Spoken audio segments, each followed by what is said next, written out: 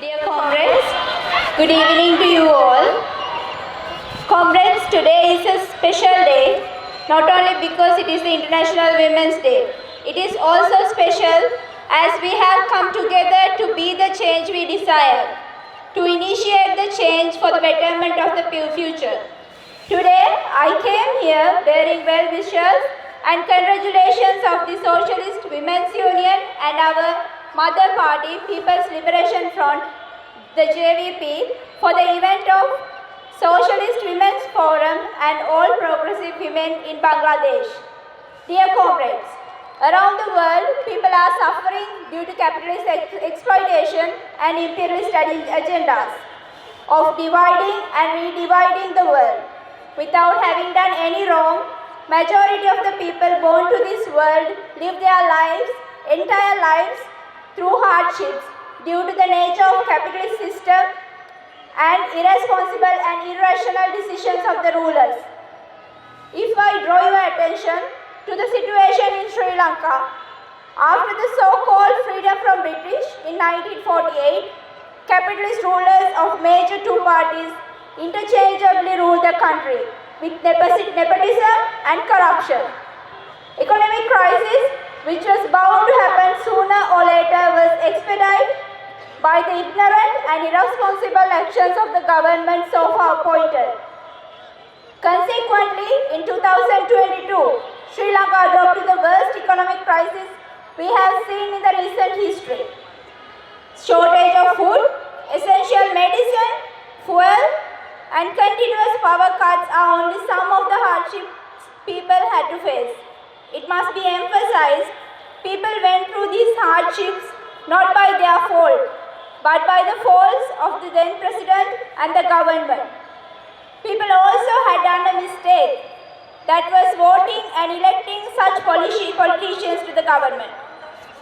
However, what I really need to emphasize at this point, at a time of the crisis, economic crisis, hardest strikes of it always land on women, within households, within workplaces, and within the society itself.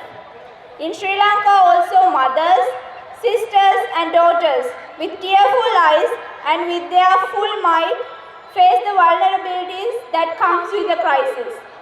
Even without the deepening of the crisis, women are already in pressure due to various reasons including discrimination, inequality, cultural barriers and male domination, which is strongly rooted in some societies.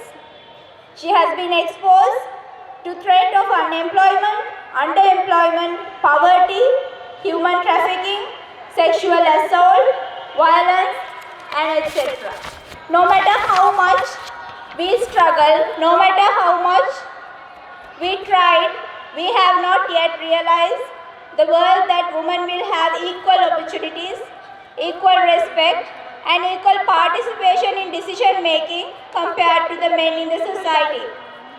Whatever rights women have won so far are the results of continuous demands and struggles. My comrades, fair and equal and just society for all working men and women is only possible when we change the system, and only when working class take the power, we can fully transform the society for the better.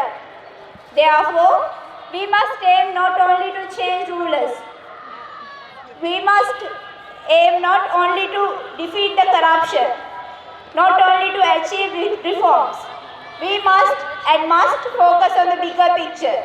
We must focus on changing the whole system. That is possible only by taking power to the progressive working class organizations. We in Sri Lanka as a Socialist Women's Union work towards that objective, and I am sure my comrades of Socialist Women's Forum work in their full might towards that. I am proud and glad to say that in Sri Lanka, women are now awakening towards the political reality with conscience. Every district women's summit, we witness participation of tens and thousands of women, and if women decide to change, there is no turning back. Also, my comrade, we never have a fight against our fellow brother comrades. Our struggle will be completed only with their support. All working men and women must hand in hand go forward to realize the society we desire.